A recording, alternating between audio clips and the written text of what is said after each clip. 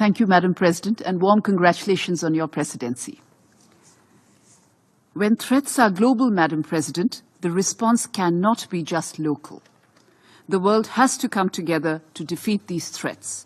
This assertion by Prime Minister Modi, while addressing the 90th Interpol General Assembly in New Delhi last year, underlines the urgent imperative of collective action from the international community to counter transnational organized crime and terrorism.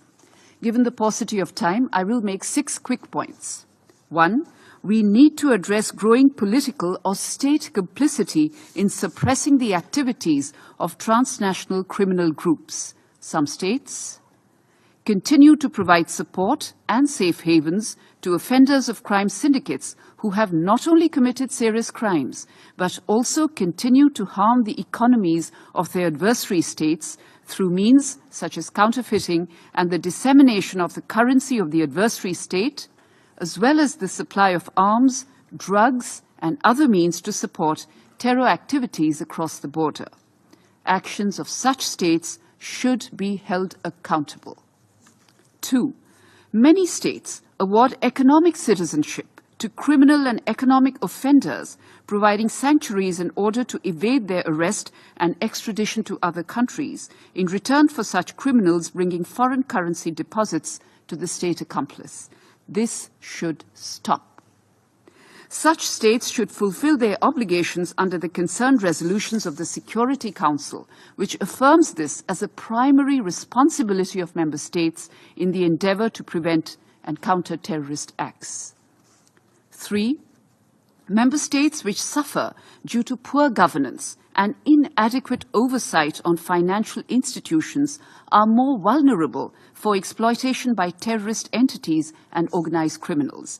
The implementation of the recommendations of the Financial Action Task Force in strengthening the governance structures of financial and economic assets should be one of our topmost priorities to counter this menace. 4.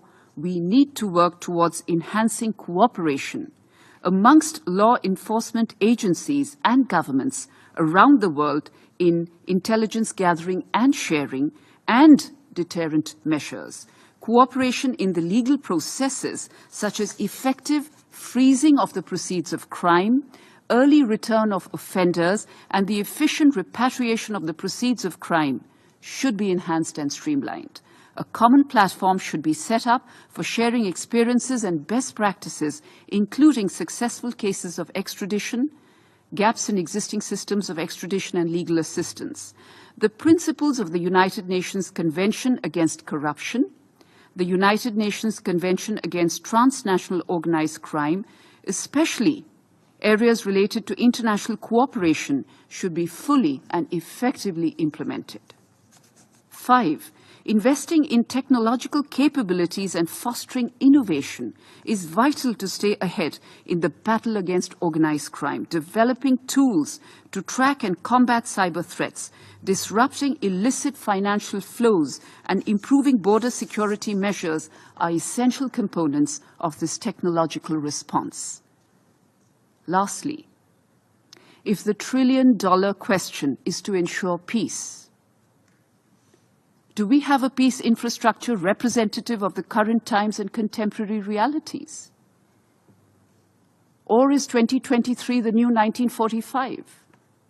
Will 1945 security plumbing work today? Clearly, the UN Security Council of yesterday is always late today. I assure you, Madam President, that India remains committed to strengthening the international community's endeavors to curb the escalating threats of organized crime and terrorism, ensuring that our collective response is both effective and sufficient. Thank you.